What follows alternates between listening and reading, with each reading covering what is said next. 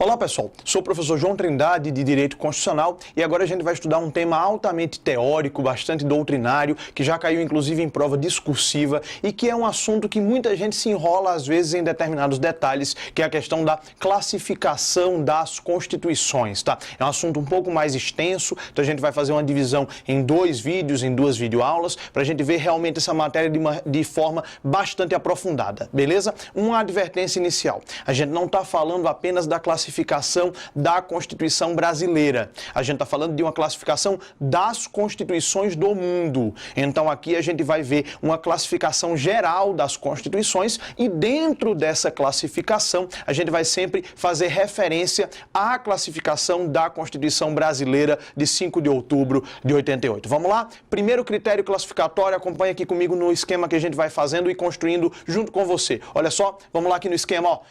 O item 1, o primeiro item, vamos colocar, portanto, aqui a classificação das constituições quanto ao seu conteúdo.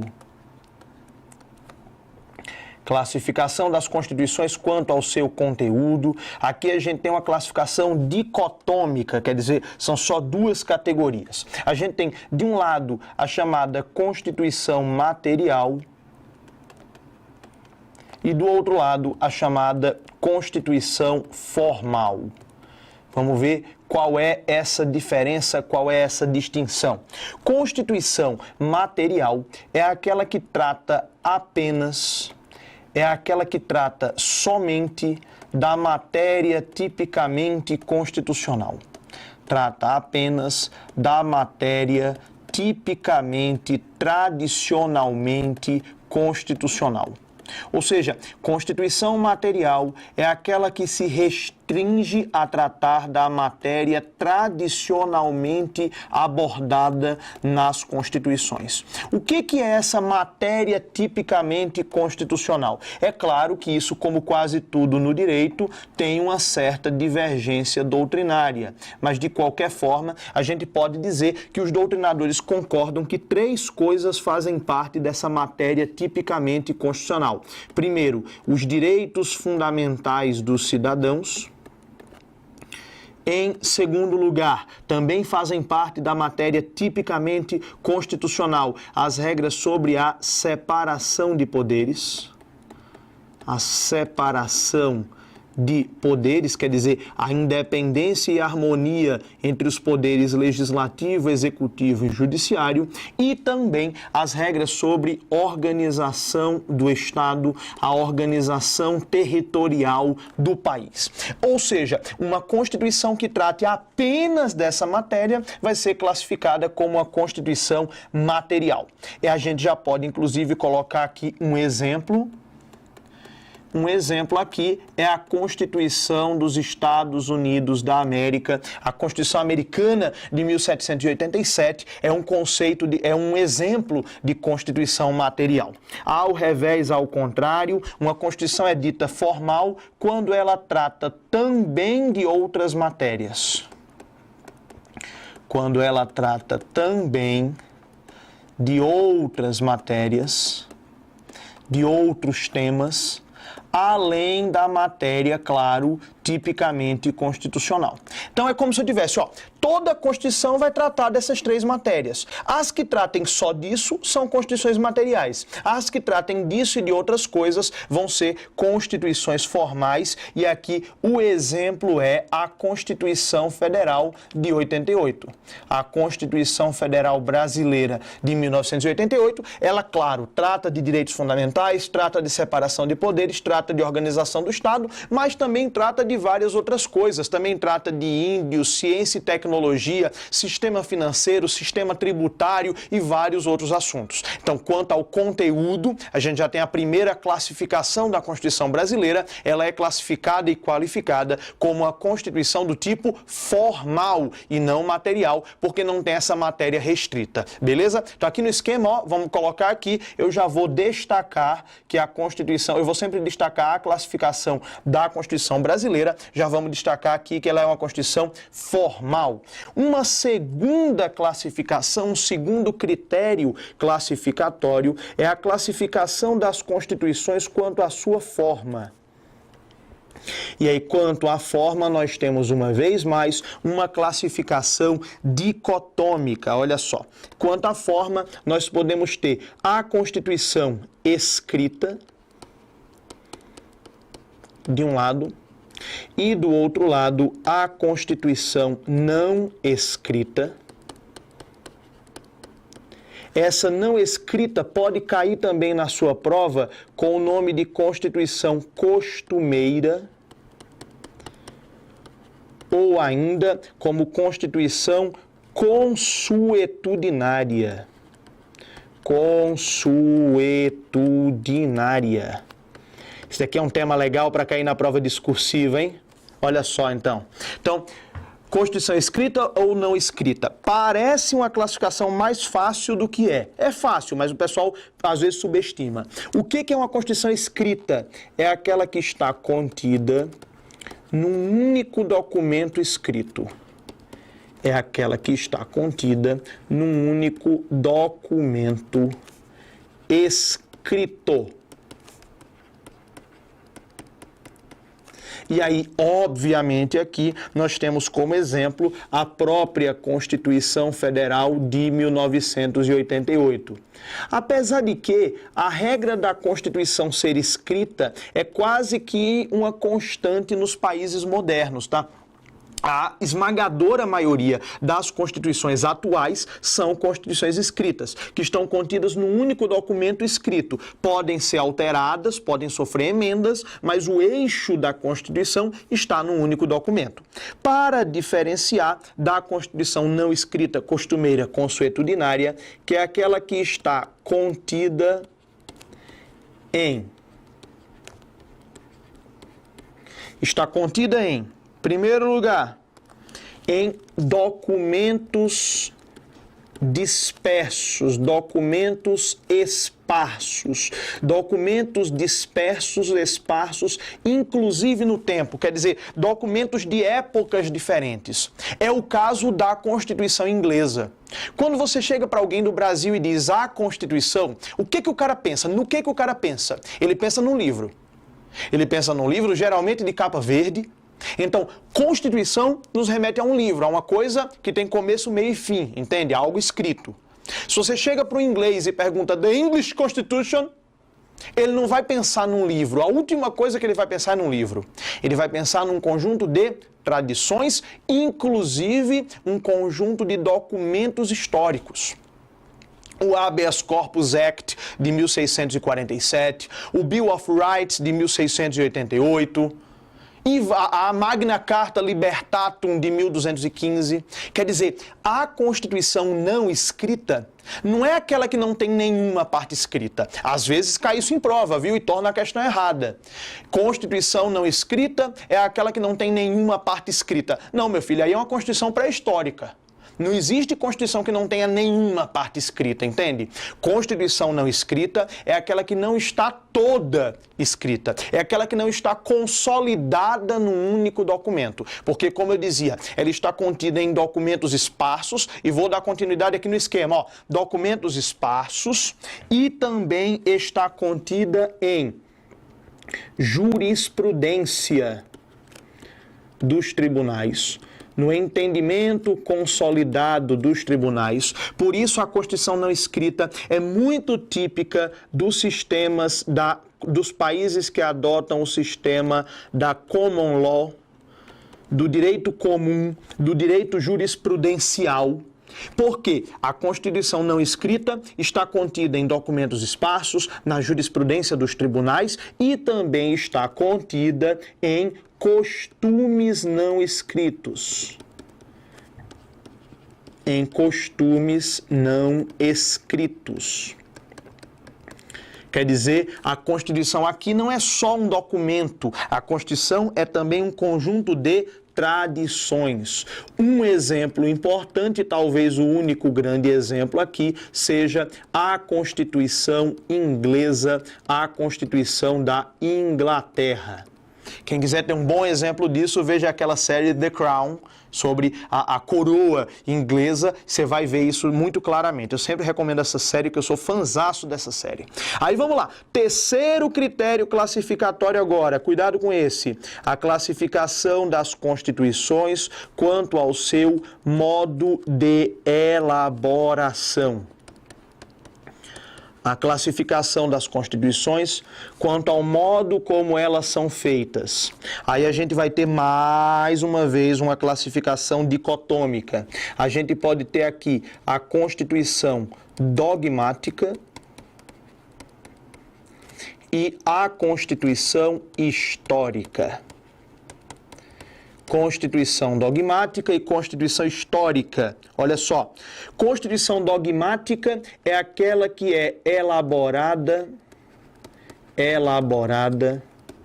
num momento histórico determinado,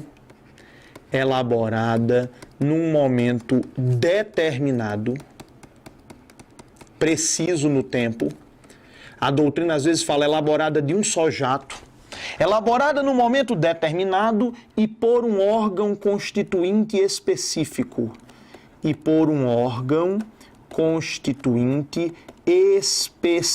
Ou seja, eu posso precisar quando é que essa Constituição foi feita, o momento, e quem a fez. Aqui, o grande exemplo de Constituição dogmática é exatamente a Constituição de 88, né?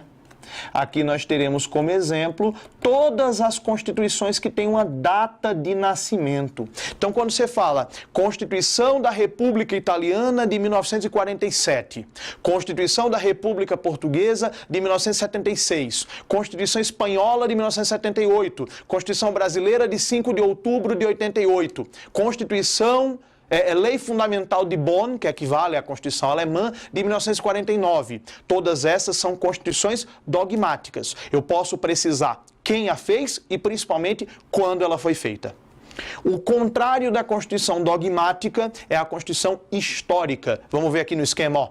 Constituição histórica, portanto, é aquela que é formada gradativamente, gradualmente, paulatinamente, formada gradativamente pelo lento evoluir das tradições, ou seja, pela consolidação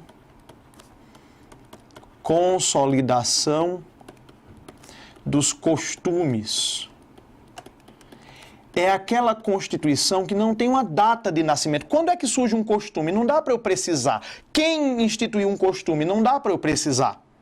Então, Constituição histórica é aquela que vai se formando gradativamente ao longo do tempo pela consolidação dos costumes. Mais uma vez, o exemplo aqui é a Constituição inglesa, o que não é de se estranhar, porque a classificação quanto à forma e a classificação quanto ao modo de elaboração, elas têm uma equivalência, elas dialogam entre si, de modo que toda Constituição que é escrita foi feita num momento histórico determinado.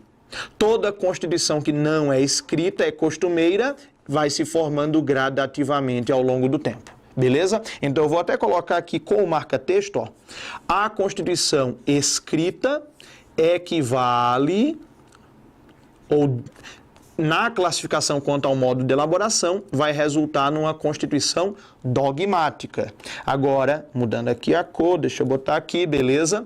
Uma Constituição não escrita, ela vai resultar numa Constituição que, quanto ao modo de elaboração, vai ser uma Constituição histórica, beleza? Toma cuidado, porque muitas vezes o pessoal faz aqui falsas equivalências. Ah, se a Constituição é escrita, então ela é analítica, então ela é... Não, peraí.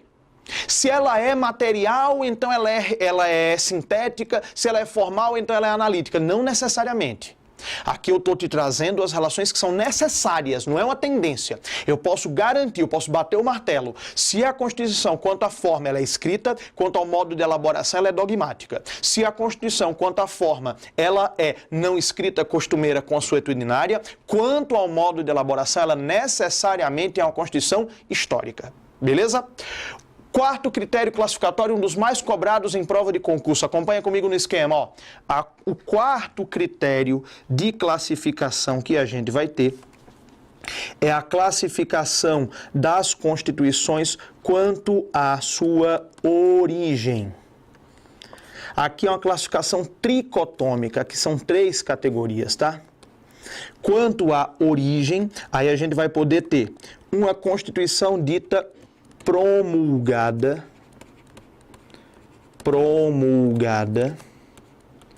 também pode aparecer em prova como Constituição popular ou democrática, Constituição promulgada, popular ou democrática, Constituição outorgada e a Constituição cesarista. Às vezes aparece em prova também como Constituição plebiscitária. Constituição cesarista ou plebiscitária. Vamos lá? Vamos lá. Olha só. Constituição promulgada, popular ou democrática é aquela que é elaborada por representantes do povo. Elaborada por representantes do povo. Por isso chamada de popular ou democrática, né? Representantes do povo. Ó, na sua prova objetiva, se ele parar em representantes do povo, já está certo.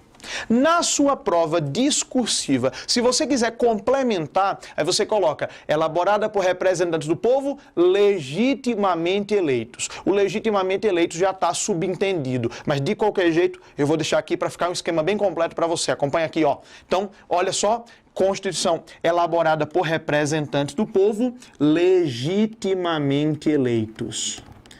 Legitimamente eleitos.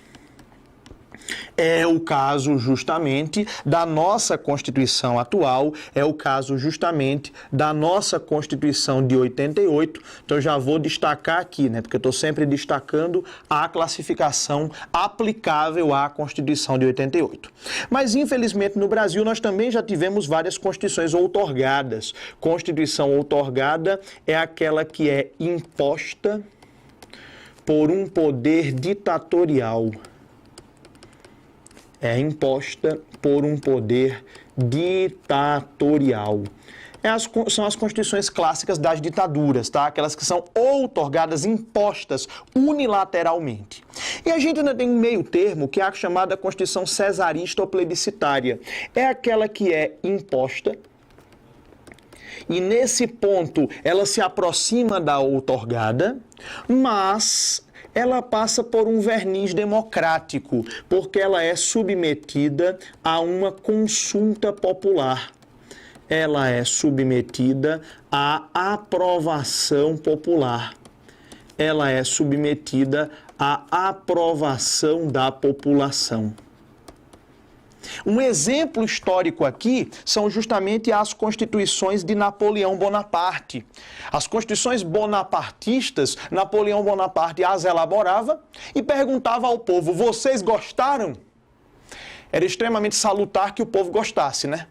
Mas, de qualquer jeito, as constituições napoleônicas foram aprovadas em voto popular. Então fica nesse meio termo, entende? Ela é outorgada, mas também foi aprovada pelo povo. Então fica no meio termo. O meio termo a gente chama de cesarista ou plebiscitária. Beleza? Eu vou aproveitar e vou fazer aqui uma linha do tempo das constituições brasileiras, para a gente poder entender cada constituição brasileira, como é que foi a dinâmica delas. Acompanha aqui no nosso esquema, olha só. Eu vou fazer aqui uma linha do tempo, vou colocar aqui na forma de uma observação, para a gente acompanhar essa linha do tempo das constituições brasileiras. Eu vou sempre colocar a data da Constituição, tá? Então vamos lá. Primeira Constituição brasileira de 1824, Constituição Imperial, uma Constituição que foi outorgada. Essa daqui teve uma característica interessante, porque houve uma constituinte em 1823, mas ela foi dissolvida na porrada por Dom Pedro I. Então, tecnicamente, a nossa Constituição primeira, ela foi já outorgada. O Brasil já começou com o pé esquerdo, já começou realmente com a Constituição que foi imposta. A próxima Constituição, a Constituição Republicana de 1891, essa não. Essa foi uma Constituição que foi promulgada, houve uma Assembleia Nacional Constituinte, da qual inclusive Rui Barbosa foi o relator. Então a gente teve aqui uma Constituição que foi promulgada. Tivemos aqui a Revolução de 30, o Brasil passou 4 anos sem Constituição, mas em 33 foi convocada uma Constituinte que resultou na Constituição de 34, que foi também uma Constituição promulgada. Só que a pobrezinha de 34 durou pouquíssimo, né? Porque 3 anos depois houve o golpe do Estado Novo de Getúlio Vargas, veio a Constituição autoritária de 1937, outorgada por Getúlio Vargas. Então tivemos aqui uma Constituição que foi outorgada, que foi imposta. O Brasil viveu uma redemocratização com o fim da Segunda Guerra, em 1945. Foi convocada, então, uma Constituinte que resultou na Constituição de 46, uma Constituição promulgada, que durou até o golpe militar de 64. E aí nós tivemos, em 1967, com a emenda 1 de 69, nós tivemos uma Constituição que foi outorgada. A de 67 ainda tentaram dar uma disfarçada, né?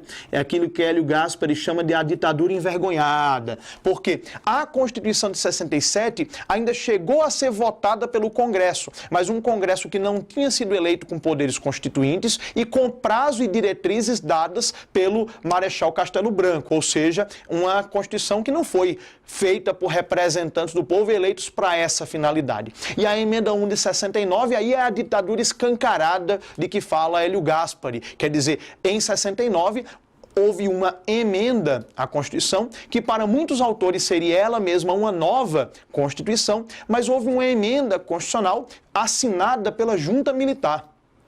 Os ministros do Exército, da Marinha e da Aeronáutica com o Congresso Nacional fechado. Essa daí é outorgada sem sombra de dúvida, tá? A maioria das bancas considera a emenda 1 de 69 como uma emenda e não como uma nova Constituição. Beleza? E aí a gente teve a nossa Constituição, finalmente, a nossa Constituição de 88, que foi convocada para uma Assembleia Nacional Constituinte de 87, que concluiu seus trabalhos em 88, promulgando uma nova Constituição. Você percebe, inclusive, que o Brasil tem uma perigosa alternância de constituições promulgadas e outorgadas, né? É por isso que eu gosto tanto e eu defendo tanto a Constituição de 88. Porque se a gente seguir a lógica brasileira, se essa é promulgada, a próxima não tem um bom prognóstico, não. Beleza? Mas de qualquer maneira a gente tem aqui essa linha do tempo. É muito bom, muito importante você saber isso para a sua prova de concurso, tá? Já teve questão de prova de advogado da União que você só acertava se você soubesse a classificação de todas as constituições brasileiras de 1824 até hoje. Beleza? Quinto critério classificatório, vamos falar sobre ele aqui no esquema, olha só, aqui no nosso esquema, vamos falar do quinto critério de classificação. Essa daqui é uma classificação bem tranquila, uma classificação bem fácil, item 5, quanto à extensão, quanto ao tamanho da Constituição.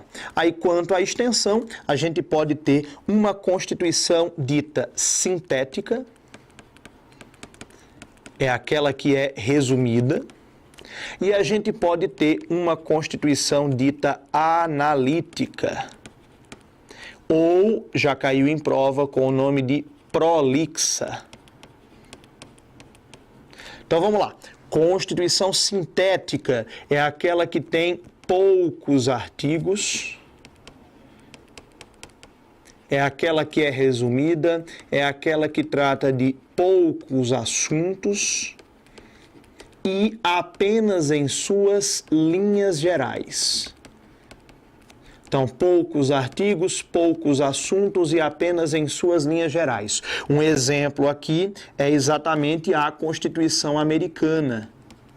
Isso já caiu em prova de concurso objetiva. A Constituição Americana, que tem apenas seus 7 artigos. Tudo bem que 7 artigos lá, cada artigo é uma página, mas ainda assim é uma Constituição bem resumida, a parte escrita dela, né? Mas aí a jurisprudência ganha relevo. O contrário da Constituição sintética é a Constituição chamada de analítica ou prolixa. Acompanhe aqui comigo a definição dela, olha só.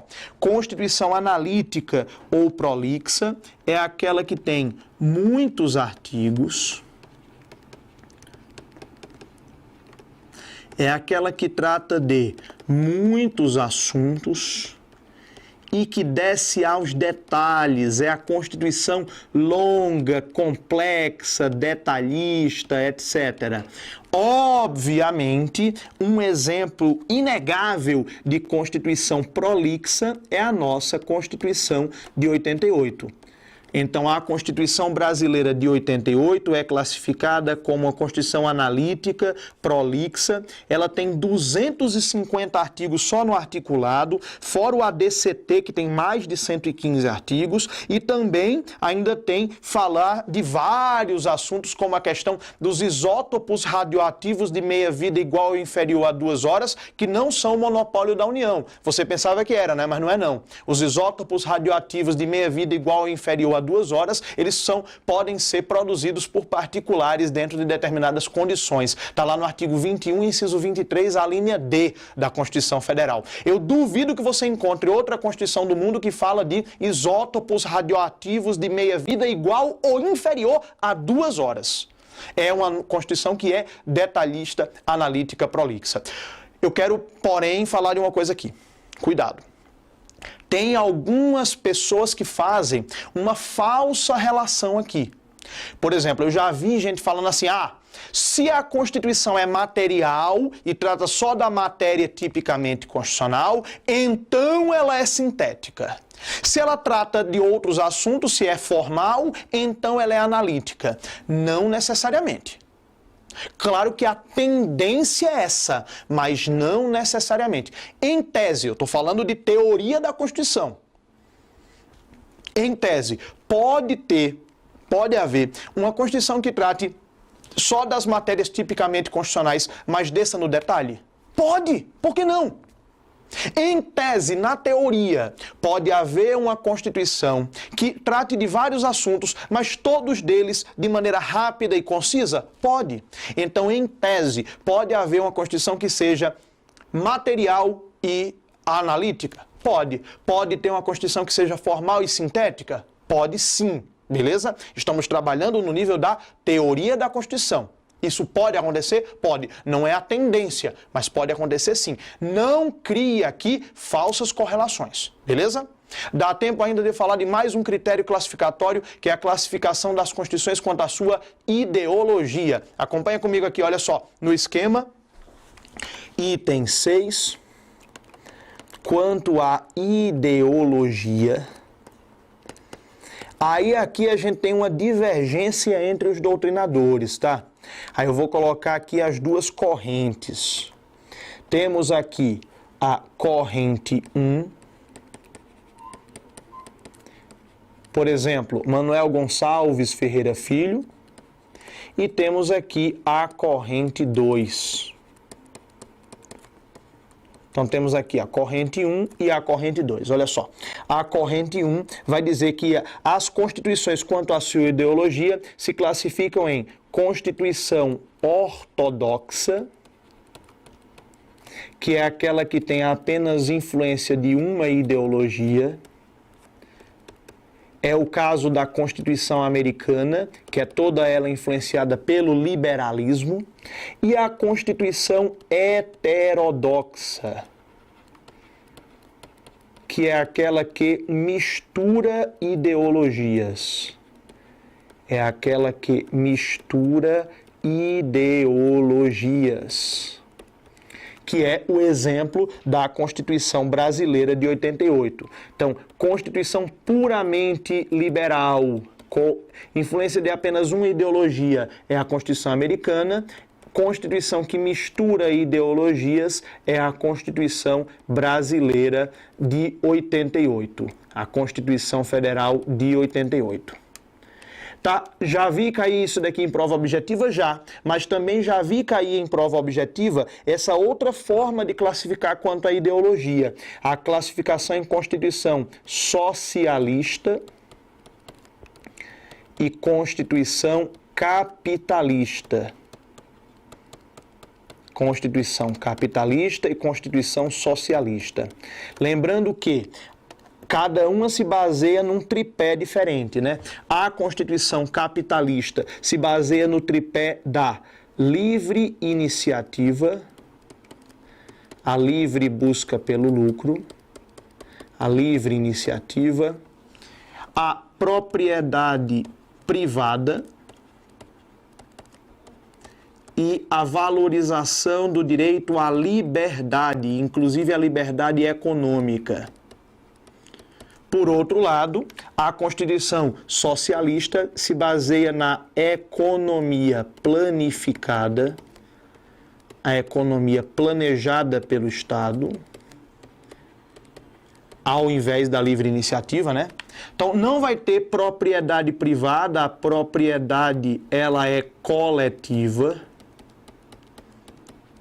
E a gente vai ter, em detrimento da liberdade individual, a busca pela igualdade, inclusive a igualdade econômica entre as pessoas. A gente teria aqui como exemplo a Constituição da Coreia do Norte, a Coreia do Norte, a do Norte, né? A do Sul é capitalista.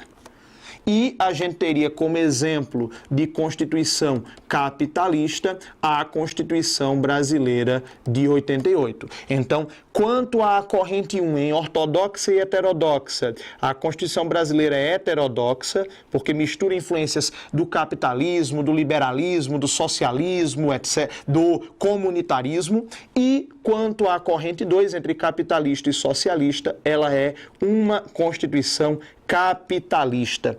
Professor, como é que eu vou saber na hora da minha prova, na hora da minha questão, se eu vou levar em conta a corrente A ou a corrente B? Depende do enunciado, tá? De qualquer jeito, uma coisa não elimina a outra. Eu posso dizer que a nossa Constituição, quanto à ideologia, ela é heterodoxa, mas predominantemente capitalista. Já a Constituição americana é ortodoxa e é puramente 100% capitalista. Beleza? Na próxima videoaula, a gente vai falar de outras 3 classificações da Constituição. A classificação quanto à estabilidade, também a questão da classificação quanto aos objetivos e a classificação ontológica de Carl Levenstein. Até lá!